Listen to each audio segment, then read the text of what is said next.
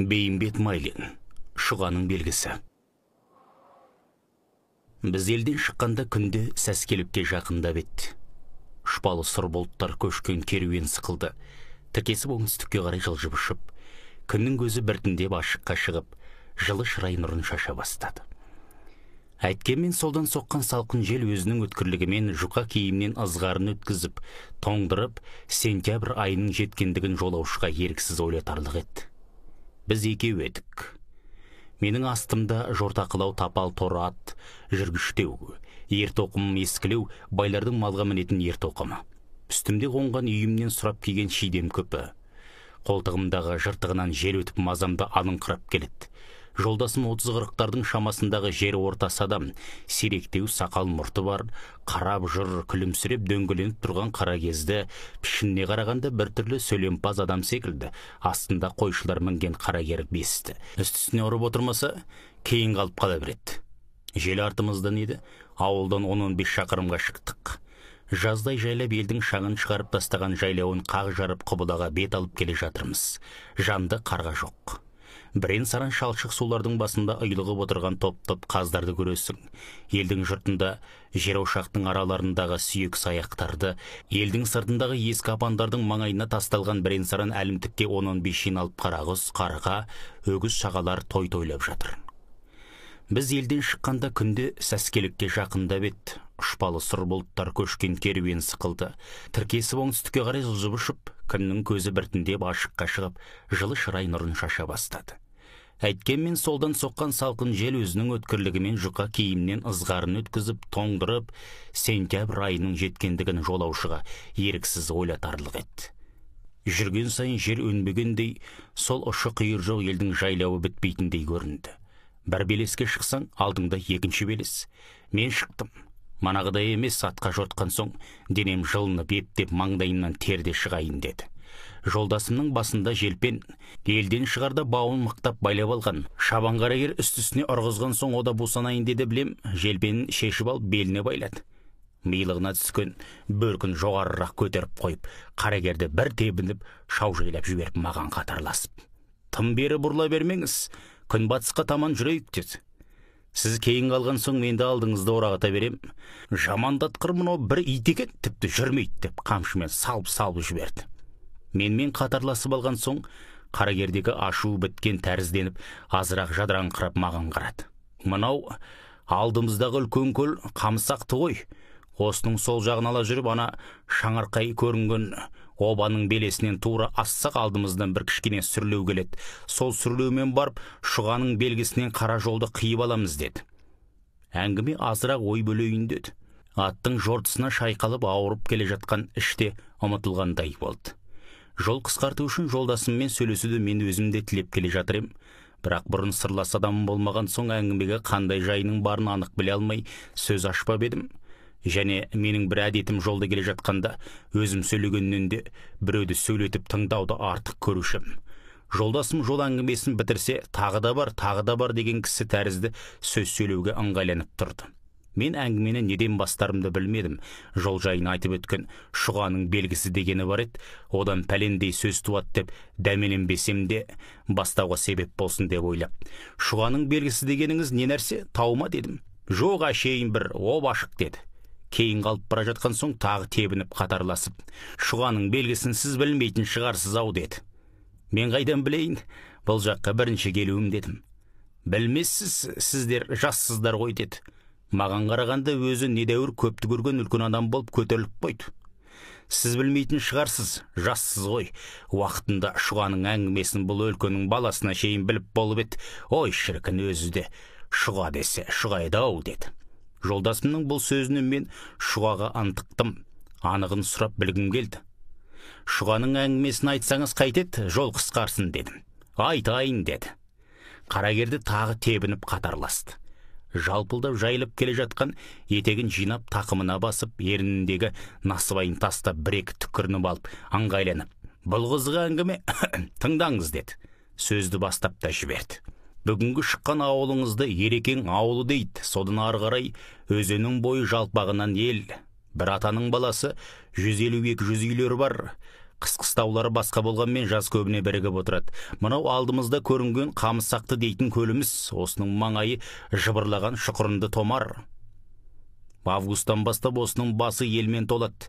Әр томарға 4-5 үйден қонып бөлек-бөлек отырғандар. Ой, дариғай, талай қызықтар өтті ғой.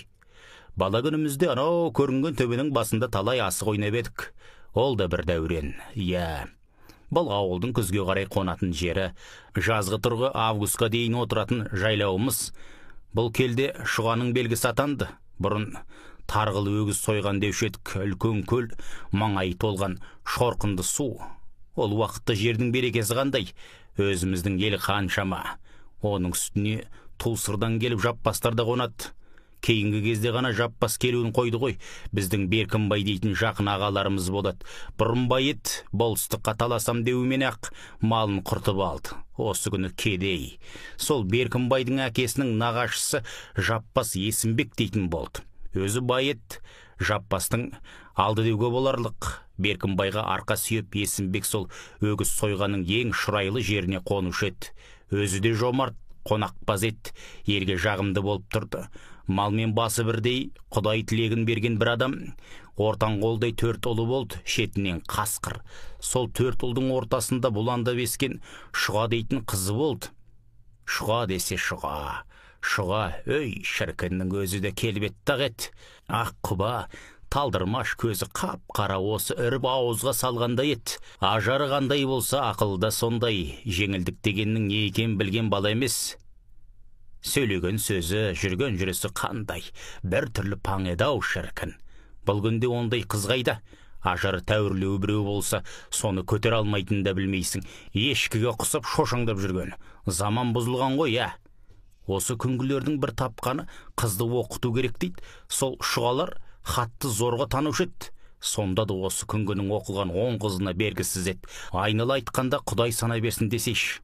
Ол кезде менің 20-ға жаңа келген кезім. Есімбектің үйіне араласып жүрдім. Менің бір Базарбай дейтін әнім сол Есімбектің қойын бақты. Өзі бала күнінде ептақ ет, былтырға айтты. Сол баланың арқасында ерте барам, кеш қайтам. Жаз көбіне сонда болушы едім. Шұғаның сонда 16-дағы кез шығар дейм. Елдің боз балалары ертенді кеш қылжақтап сол ауылдан шықпайды. Ептеп сөз салдыратындар болады. Боз балалардың хатын таситын менің інім Шұға біреуіне жауап қайырмайды. Боз балалар кейіп, байдың қызы болған соң, ірленгені ғой, тәкаппар десуші еді. Менімен құрдас біздің ауылда Кәрім деген бар. Сол уақытта да өзі есер соқтау еді. Біз мазақ қыла береміз, Шұғаға қылжақтайтынның біреу сол. Бір күні бір жазған хаты менің қолыма түсті. Өлең жазған болыпты. Немене тәйірі, соның өлеңі. Қаладан алып келген боз белбеуім, болса да жаман жақсы өз белбеуім. Көп айдың көрмегелі жүзі болды, жүрмісің аман есен, көз көргінім деп жазыпты. Бозбалаға ермек керек, мазақ қылу үшін Шұғаның хаты қылып өлеңмен жазып Кәрімге тапсырдық. Кәрім ашып оқығанда төбесі көкке жеткендей болды. Біздің сонда Шұға болып жазған өлеңіміз. Алаштан асып туған сымбаттымай, базардың пұлы жетпес қымбаттымай. Арманым бұл жалғанда болмас еді, күн болса қосатұғын саған Құдай. Ой, алдай қызық заман екен ау. Шұғаның әке-шешесінің бір артық жері 16-ға келгенше Шұғаны күйеуге бермейді. Осы күні байлар қызы шырылдап жерге түсісімен біреудің малын алады ғой. Уақытында талай мырзалар айттырды, бәріне де нәсіп болмады. Ат жетер жердегі бай балалары мүлде түңіліп болды. Есімбек қызының бағын байлады, енді бұған тәуір күйеу кездеспейді деп жұрт өсек қылып та жүрді. Ол әшейін бір сөз ғой, Құдайдың жазуының артық не болмақ. Артынан естік. Есімбектің бермеудегі мәнісі өзі жас кезінде Қали дейтін құрдасымен серт байласқан болса керек. Бірімізден ол, бірімізден қыз туса, екеуміз құда болайық деп. Сол сертін күтеді екен ғой. Қамысақтының басына түсіп, азырақ кідіріп ерт оқымымызды дұрыстап ертіп тағы да жүріп кеттік. Қарагерді бір-екі бауырлап алып жолдасым тағы сөзге кірісті. Ол кезде заман қандай, жер әдемі, мал көп, орыстың иісі де жоқ. Жазғы тұрғы майдың айы бітер бітпесте шала шарпы егін салып жайлауға жеткенше асығамыз. Бір жылы майдың 20-сы күні жайлауға барып қондық. Жаңбыр көп. Шөптің шығысы да жақсы еді.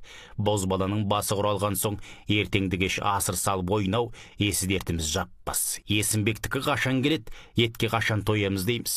Бір күні қыз ойнаққа барып таң ата келе жатсам, ұйықтап қалған екем, әжем оятады. Жаппас келіп қонып жатыр, Базарбаймен көрісіп, қарағымды сүйіп келдім дейді. Жалма-жан тұра сала далаға шықсам, сәске түс болып күн ысый бастаған екен. Көлдің оң жақ беті жыбырлаған мал, қой, түйе шоқиып Жаппастың кішкене үйлері тұр. Көзімді ашып жұма мен де жөнелдім. Мен келсем, менен әлде қашан бұрын жұрт жиналып қалған екен. Тоқты сойылып, қазан асылып, қайнап та жатыр. Есімбектің үлкен үйі лық толған адам, қымыз ішіп айдай қызды болып жатыр екен. Мен тегіс араладым. Бір отауда шұға кездесті. Көрісіп амандасқаннан көзімді ала алмадым. Абырмай, адамзатта ондай сұлу болады екен-ау, аққудың көгілдіргіндей осы аппақ. Үстінде шетін кестелеген ақ көйлек, омырауын неше түрлі ілгіштермен безеп тастаған қызыл пүліш қамзол, басында үкі таққан түлкі бөрік, өзі сұлу, адамды мүлде одан жаман жандандырып, маған қарап шұға күлді. Мезгілімен келіп көрістіңіз-ау деді. Мен айтарымды білмедім, бұрын әзілдесіп сөйлесе берушім, бұл жерде тілім байланды. Мынау аттан түсіп жатқан кім деді шұға. Артыма жалт қарасам, екі жігіт түсіп аттарын байлап жатыр екен, біреуі орысшалау киінген. Тани кеттім. Әбдірахман ғой дедім. Әбдірахманың кім? Қазақбайдың баласы.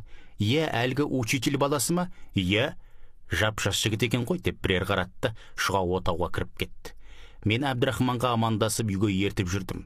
Отаудың сықырлауығынан шұғаның бізге сығалап қарап тұрғандығы білінді.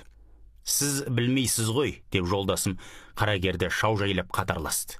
Сіз білмейсіз ғой, бізбен ағайын, жасым менімен түйдей құрдас Әбдірахман деген болды. Жасында болыстың үйінде бұзау бағып өсіпті.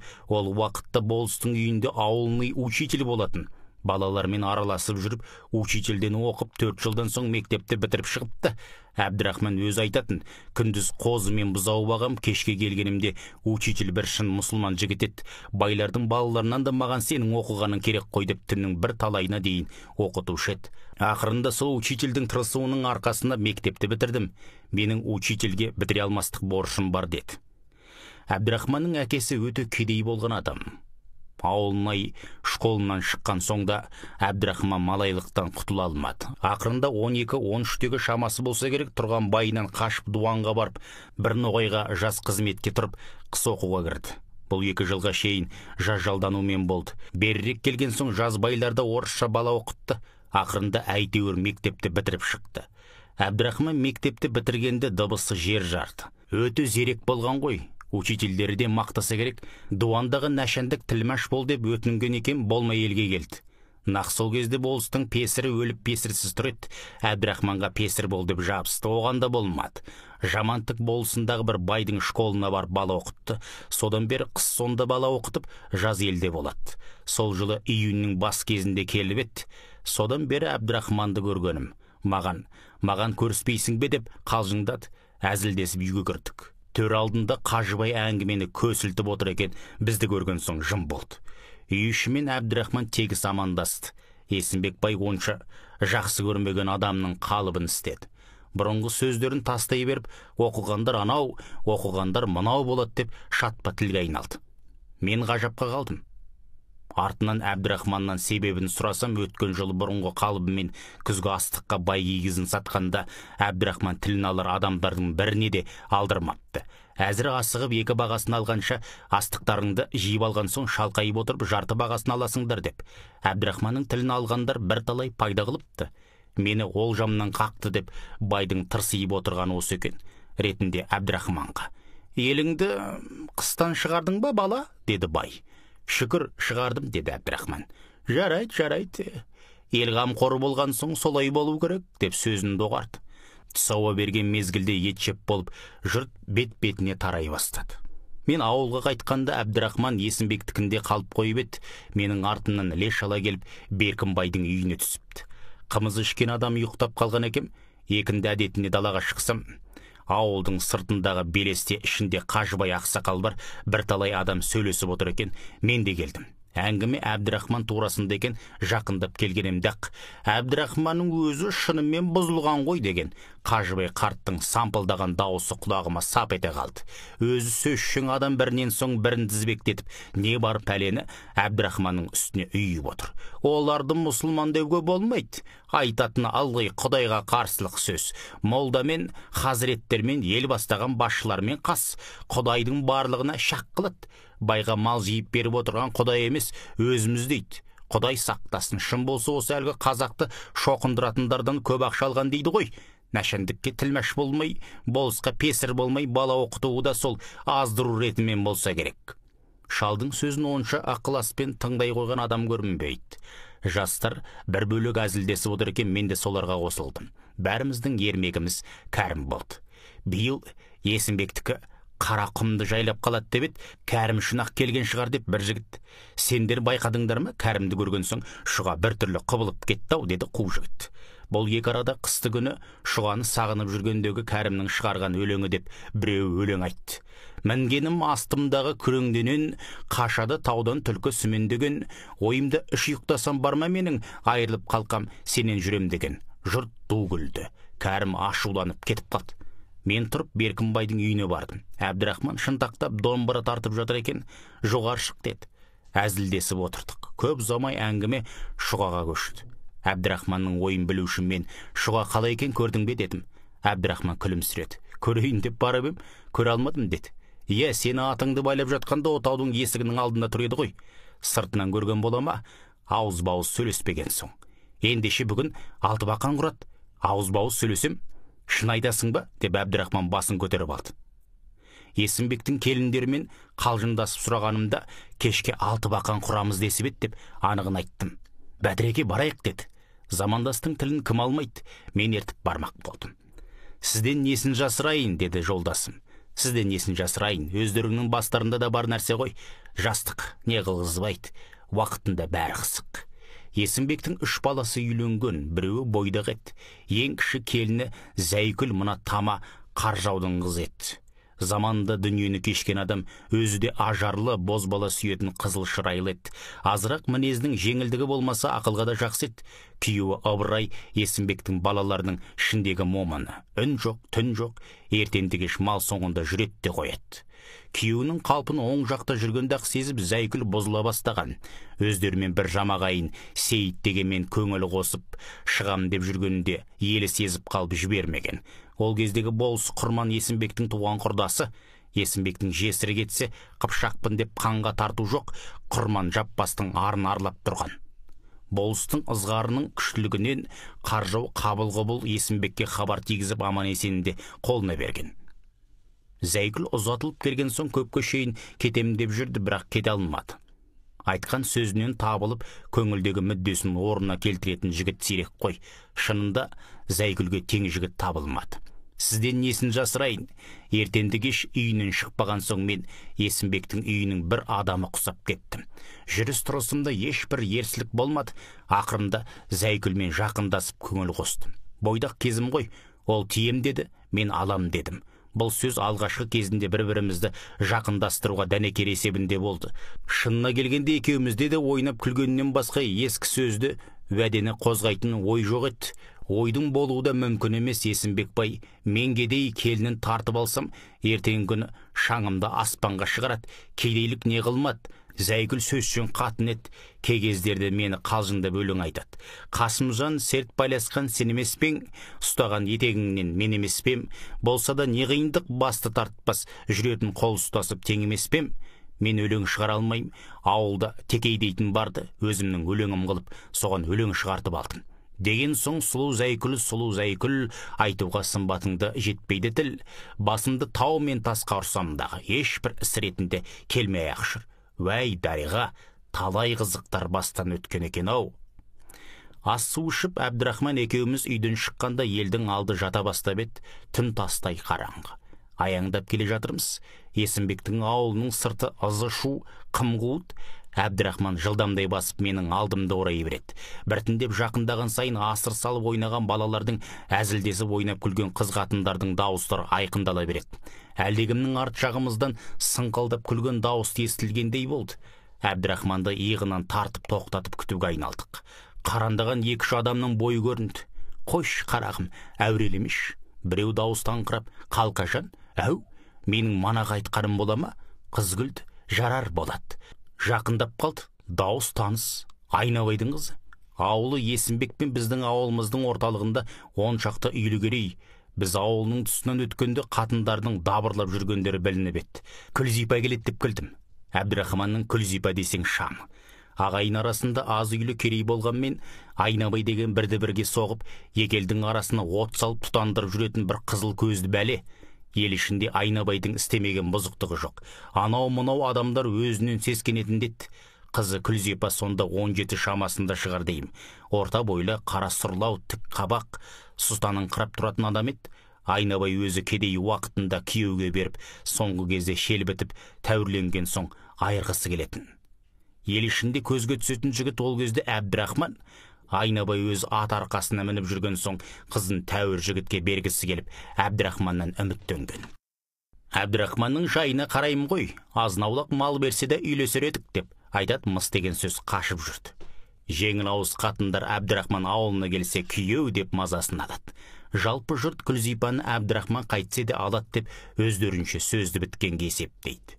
Сол жылы қыс Әбдірахманның әкесі шөп іздеп жүріп Айнабайдың үйіне келсе, Айнабайдың қатыны қос қазыны бұзбастан салып етпен сыйлап, ақысыз пұлсыз бір шана шөп беріп жібереді. Айнабайдың қызының ержеткендігіне және дәулетіне қызығып, Әбдірахманның әкесі құда болуға өте құмарланады. Бірақ Әбдірахман ұнатпайды. Тіпті сүймейм, сүймеген адамды не қып алам дейді. Әбдірахманның бұл сырын заман құрбысынан басқа ешкім сезбейтін еді. Әлде қалай бір жерде кездесе қалса, Күлзипа ұялып, қызарып, тәңірге жазат деп алады.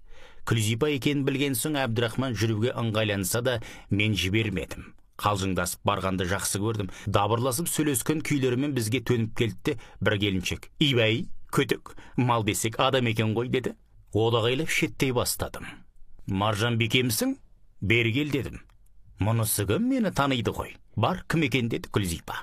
Әбдірахман жүре берді. Мен олардың жанына бардым. «Анауың кім?» десті.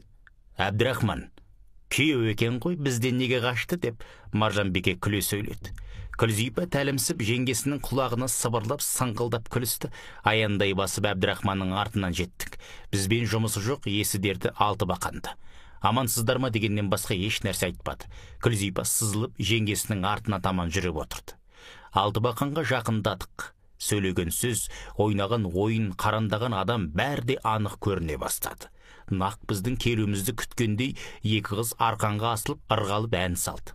«Шуға құдашаларың әнді бастады» деді Маржанбек. Нақ сол минутта шыққан ән шынында шұғадан басқаға лайықты емес еді. Сондағы айтқан өлеңі әлі құлағымда. «Мен мұндық, бұл дүниеде қыздар мұндық. Атадан болып мұндық неге тудық? Атадан мұндық болып тумас едік, бұрынғы ата-баба жолын қудық». Жас кездегінің бәрі қызық қой, әсіресе сол Әбдірахманмен бірге ойында болған түн менің әлі күнге есімнен қалмайды. Бір түрлі көз алдымда елестейді де тұрады. Біз келгенде ойын жаңа басталған екен, шұғалар өлеңдерін тоқтатып арқаннан түсті. Жай әзілмен көп уақыт оздырдық. Домра алдырып Әбдірахман ән салды. Бейшара жігіт еді ғой. Ондай ойындарды бір түрлі ұқсайтын арқасы бар еді. Өлеңді түйдектетіп үзбестен соқты. Жұрттың бәрі Әбдірахманның аузына қарады. Жатып қалған бірен-саран кемпірлер шапандарын жамылып келіп өлең тыңдасты. Ойын күлкінің қызығымен таң атқанын да білмей қалдық. Жұрт біртіндеп ыдырай бастады. Маржанбике маған жақындаңқырап сыбырлап, «Қайтпайсыңдар ма?» деді. «Жүр, Қалқажан» деп Күлзипаны ертіп ода жөнелді. Уақ түйек балалар Шұғаның жеңгесінен басқасының бәрі кетіп бітуге айналды. Шұға жай сөйлескені болмаса Әбдірахманмен онша ежіл қозыл бола алмады. Мен Зәйкүлмен сөйлесіп, Әбдірахманның Шұғаға ынтықтығын айттым. «Қайдан білейін, оқыған жігіт қой. Оқығандығына қызбасы бұрын мұның әкесінде жігіттерге де барған жоқ еді. Мен қолымнан келгенін аямайын» деп күлді. «Жеңеше, қайтамыз ба?» деді Шұға. «Неге асықтыңыз?» деп Әбдірахман жанына жақындады. Біз қашығырақ отыр едік, күбірлесіп сөйлесті. Оқтасанда Әбдірахманның «Жас жүрек» деген дауыс естілді. Әлдені уақытта Әбдірахман «Қош болдыңыз» деді. Жалт қарасам, Шұға үйіне кетіп бара жатыр екен. «Тентек жанау, мені тастап бара жатырсың ба?» деп Зәйкүл де тұра жөнелді. Әбдірахман ойыннан көңілсіздеу болып қайтты. Шұғамен сөйлескен сөзін жай күйін айтып мұңайды. Осы менің кедейлігім-ау, бай баласы болсам, Шұға сөзсіз қабыл алар еді деді. Әзілдесіп тұрып Әбдірахман көңілін білдірсе, Шұға түсінбегенге салыныпты. Салған жерден бола қоймайды деген мұныкі де тентектік қой. Қалтасынан бір бүктеулі қағазды алды да, мына хатты Шұғаға жазып отырым. Менің ойым, Шұғамен көңіл қоссам, алып қашып кетіп еді. Болмаса 1000 жылда Есімбек маған қызын бермейді де, және оған беретін менде мал да жоқ. Не жауап қайтаратынын қайдан білейін деп күрсінді. Ажарында бір түрлі кейістік бар еді, хатты ашып оқыды. Құдай берген өлеңді аясын ба, ұзыннан ұзақ жазған, сондағы Шұғаға жазған хат. Сіз бір айсыз нұрландырған аспанды, буландырған, уландырған жас жанды. Біз бір ғаріп паналаған саянда, жас жүректі мықты жара басталды. Кірді нұрың, отты жақты ішіме, көтерем деп сене алмайым күшіме. Бірінші зар шықты тілден мұнданып, бұдан бұрын айтылмаған кісіге. Жас жүректің жалқынды деп тілегі, жарамдысын сізден қалап тіледі. Әзіріне үміт қаптың тауындай, жазмыс түрін жауап қайтса біледі. Минут, сағат, күндік, айлық қол емес, тілейтінім, жүдейтінім ол емес. Көрсе қызар, антын бұзар қылжақпас, тұрлау жоқ әсіре қызылмен емес. Бір көргенде сиқырланып ақыл ой, бал сөзінде қалды ынтам бір қанбай. 40 бүктеліп келсе қатың тұмардай, жылы жүзбен көңілді жайқылардай. Болат деген жалғыз ауыз сөз тапсам, көңіліме сақтар едім Құрандай. Түсте қойдан келгенде Базарбайды шақыртып алып хатты бердік. Шұға жауап жазса, тоқтаусыз әкеліп жеткіздедік. Әлі есімде, біздің үйдің сыртында бір кішкене көгал барды. Ауылға келген қонақтың бәрі ат арқандап шалғынын шапырып тастаған. Көгалдың түстік жағында ыстықтан шыбындап жатқан қойлар, бірен-саран кісілер шыжыған ыстыққа қарамай қойын құрттап, жабағысын қырқып жатыр. Әбдірахман қайда кеткенде біздеп жүрсем, қойдың қотанының жел жағында шалғынға бауырын төсеп, көгалдың ортасында жатыр. Қасына келіп, батыр-ау, мұның не дедім? Қайтейін, үйде отырғым келмеген соң жатқаным ғой деді. Бір түрлі қалың ойға шомып, екі көзі елдің сыртында бірдемені күткен адам секілді. Не күткені белгілі Базарбайдың келуі. Шұғаның хатты қалай қарсалары белгісіз, бұрынғы қалпын істесе, оқымастан жыртып тастайды. Оны Әбдірахманның өзі сезетін. Хат жіберуге 2 оқты болған соң, мен демеп жібердім, өйткені ойында оңаша сөйлескенімде, атаққа шыққан жігіт қой, хат жазып көрсін, онша теріске кетпес деп Зәйкүлдің айтқаны барды. Жаңа бір сөзінің ретінде тентек жан осы жігітті аузынан тастамайды деп сездіріп еді. Әйел жайын әйел біледі ғой, әрі сырлас жеңгесі бір амалын табар деп мен Зәйкүлге сеніп едім. Әбдірахман көпке шейін үндемей жатты. Күн ыстық, жұрттың бәрі көлеңкеде. Мен сөз бастадым. Шұға қайтер екен? Қайдан білейін деді. Күрсінді. Үміт араласы уайым көз жанарында ойнап тұрды. Біз орнымыздан тұра бергенде Есімбектің ауыл жағынан жүгіре басып келе жатқан Базарбай көрінді. Әбдірахман бәйек тауып тұра алмады. Жақындаған сайын Базарбайдың беті ажарына қараймыз. Арсалаңдап күліп жетіп, етігінің қонышынан бір жапырақ қағазды шығарып Әбдірахманға берді. Қолы дірілдеп Әбдірахман ашып оқыды. Құрматлы мырза, Әбдірахманға сәлем, соңында айтарымыз, хатыңызды алдық, қазір пәлендей жауап бере алмаймыз, айыпқа бұйырмаңыз, жазушы Шұға. Әбдірахман тұнжырап отыра кетті. Баладан ауыз екі сұрай бастадық. Үлкен үйінде отыр екен, жеңешем шақырады деп далаға шығарып алып, хатты ұстата бермем, қағыңғыр, мұның не деді? Оқысаң білесің деп едім, бетіме қарап жымиып күлді де ашып оқыды. Сосын қалтасына салып отауға барды. Мен қалмадым. Қағыңғыр, кетсеш, жұрттың хатын тасып, осы сен-ақ мазамды алдың ғой деп тағы күлімсіреді. Бұрын хат бергенімде ашуланып жыртып, 1-2 күнге дейін маған қымыз бергізбей жүретін. Бұл жолы ондай ашу шақырмаған соң дәмеленіп, әпеке жауап жазып берсеш, ешкімге сездірместен апарып берейін деп жалындым. Кішкене отырды да, осы қағазды жазып берді деді Базарбай. Хатында ашық жауап бермесе де баланың айтуымен Шұғаның аңғайын байқадым. Енді Шұға құтылмайды дедім. Әбдірахманның ажары кіріңкірейін деді. Хат жазған соң көп ұзамай-ақ Әбдірахман Шұғамен жақындасып кетті. Бірін-бірі сүйгендігі сондай аз уақыт көрмесе ынтық болып өлі жаздаушы еді. Екеуі де менен сырын жасырмайды. Есімбектікіне қымыз іше қыдырып барсам, Шұға жайрандап қоя береді. Оңаша жер болса сұрайтын Әбдірахман. Жолдасың қайда дейді? Өні бойы бір елде жата беру оңай ма? Еліне кетіп Әбдірахман 10 шақты күн кешіксе, шұға мазамдалады. Неғып келмей жатыр? Хабар білдің бе? Аман бекен деп. Әбдірахман мен Шұғаның арасындағы сүйіспендік бірден бірге жайылып, бүкіл ел хабарланды. Жалпы жұрт пәлен демегенмен Айнабай тыныш қалмады. Шұға мен Әбдірахманның көңіл қосқан қалпын естігенде Күлзипа жылапты деп қатындар өсек қылып жүрді. Үміттеніп жүрген адамы қызын менсінбей тастап кеткен соң Айнабай не қыларын білмей Есімбекке хабар тигізіпті. Қызы бұзылды, Әбдірахманмен бір күні кетейін деп жүр деп. Есімбектің үй іші естіп бұлан талан болыпты. Шұға не қыла қойсын? Таздың ашуын тырнадан алып, Базарбайды айдап шығарып жібереді. Мені үйінің маңайына жуытпайды. Көптен көрші болған еледік, арамызға салқындық түсірме деп шалдар үгіттеп, Әбдірахманды жолынан тайдырмақ болды. Әбдірахман бәріне де. Шұға айнысы амалым жоқ. Егер Шұға сөзінде тұратын болса, не қиындық болса да көрем, алмай тынбайым деумен болды. Орысша оқыған дінсіз неме көптің сөзін аяқ асты қылды деп шалдар Есімбектің жағында болды. Әбдірахманды жақтайтын кілең жастар жататыны біздің үй. Жұртта да дін жоқ қой, ақсақалдарға қарсы болған адамды үйінде сақтады деп менің басымды іске байлады. Есімбектің жоғалған атын мен ұрлады қылып, бір бұзаулы сиырымды төлеуге әперді. Көпке топырақ шашасың ба, Құдайдың салғанына көндік те отырдық. Көптің талқысы қиын ғой, соңғы кездерде қорқытайын деді.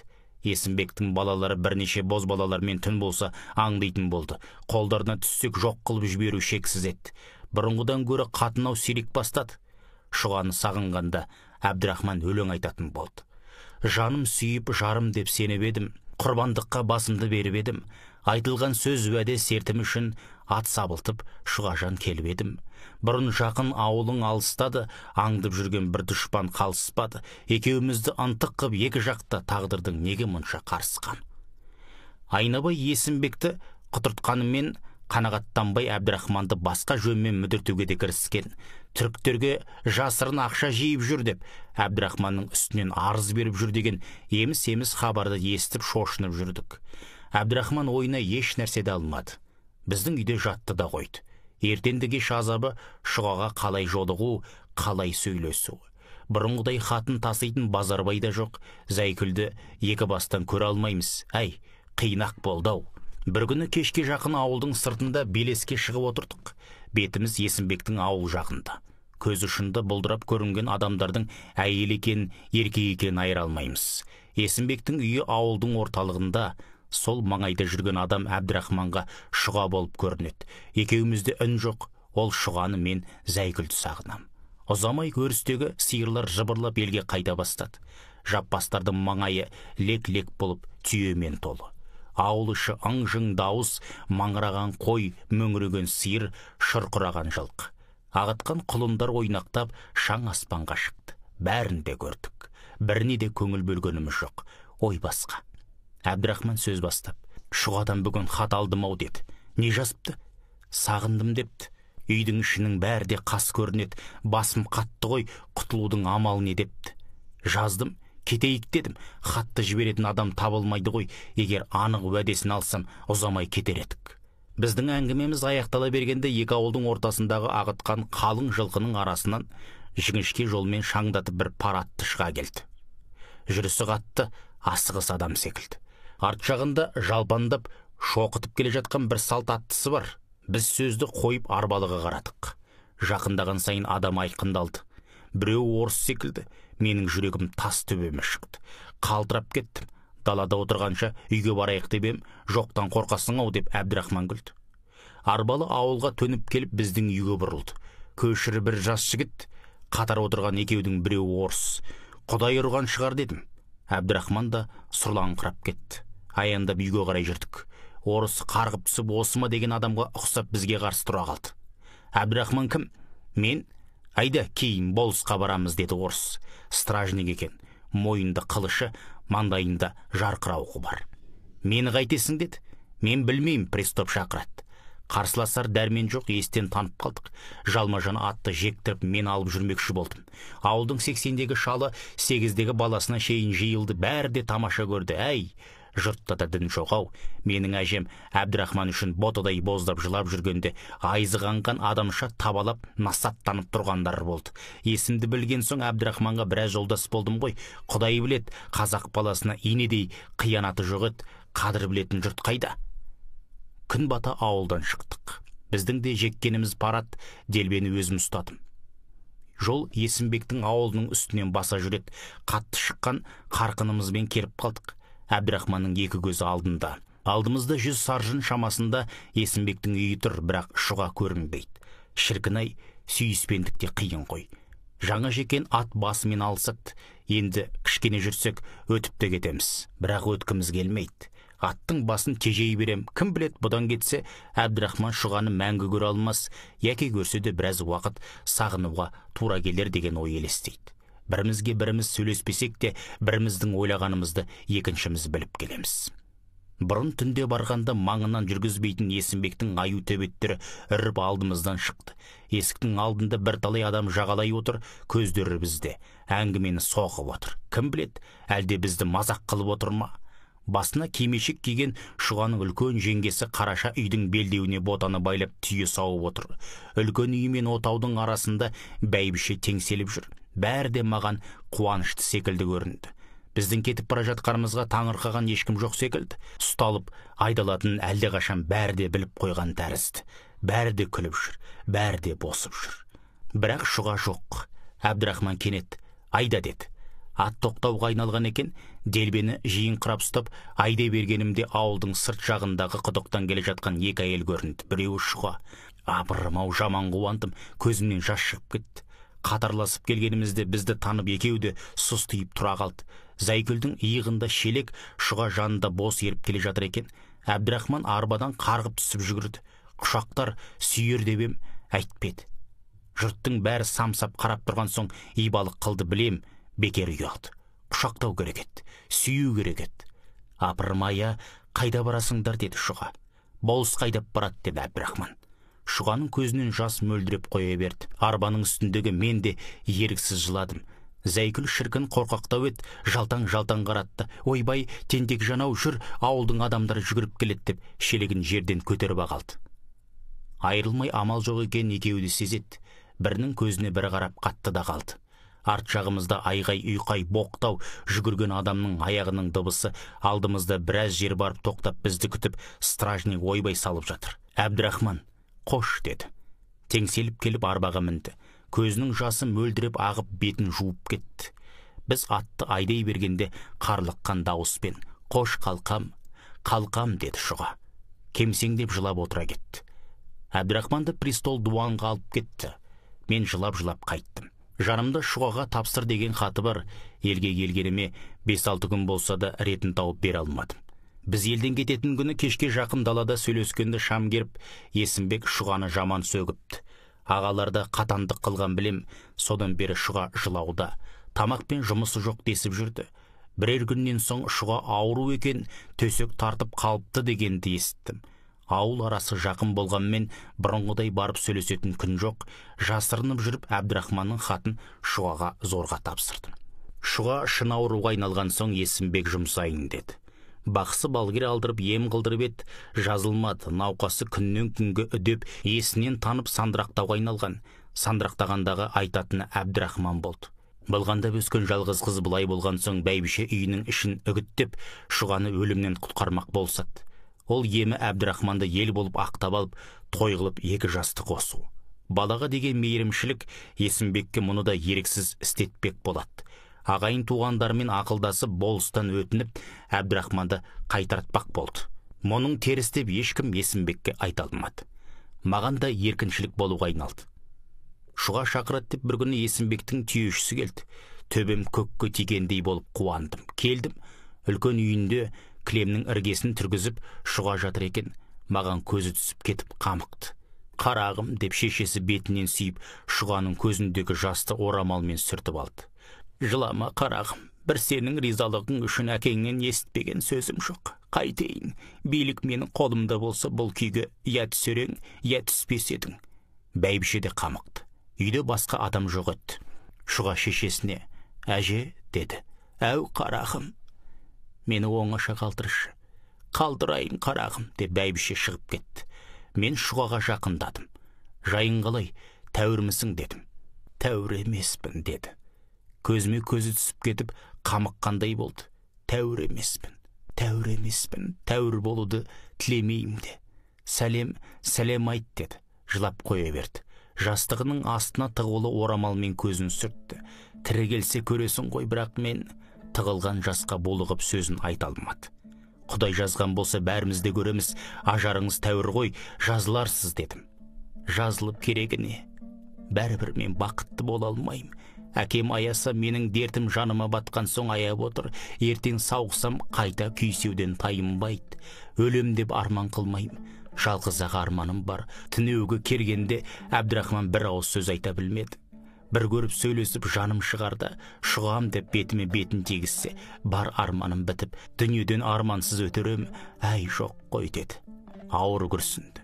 Кешке шейін отырып мен елге қайттым. Мен үйге келсем, Әбдірахманның қаладан келгенін естіп үйдің іші қуанып отыр екен. Шұғаның халын көріп қайғырып қайтсам, Әбдірахманның келгенін естіген соң тасып кеттім. Менің қуануым ындық болып жатқан Шұғаға Әбдірахманды әкеліп бір көрсетіп еді. Атқа міне салып барсам, ол елде қуанышты екен. Сөйлескеннен ақ Әбдірахман Шұғаны сұрады. Ауруым бұрында да естіген екен. Мен тәуір деп көңілін жұбаттым. Түнімен ұйқы көрмеді. Ертеңіне жылқы келе атты ерттеп мініп біздің елге асықты. Желе шоқытып келе жатырмыз. Күн аптап ыстық. Ол қуанышты қайдағы жоқты айтып мені күлдірумен болды. Айдалып бара жатқанда Шұғаға шығарған өлеңім ет деп ән салды. Жүзі құбыла, сөзі құран Шұғаның, бір Шұға үшін жанды құрбан қылам, кетерімде арманда боп сүйе алмай, еңіреп жылап қалқам деді ау шырағым. Біз ауылға жеткенде Беркінбайдың үйінің қасы лық толған адам екен. Атты байлап Әбдірахманды үйге кіргіздім де, неге жиналып тұрғандарын білейін деп аяңдап кісілерге қарай жүрдім. Жақындай бергенімде бір салт атты шоқытып келді, айғайлап бірдеме айтып кейін жүріп кетті. Не айтқанын ести алмадым. Бірақ әлденеге жүрегім тітіркенді. Бойым мұздады. Жүгіре басып жандарына келгенімде Құдай рахмет етсін деп беттерін сипап бата қылысты. Мен аң-таң болдым.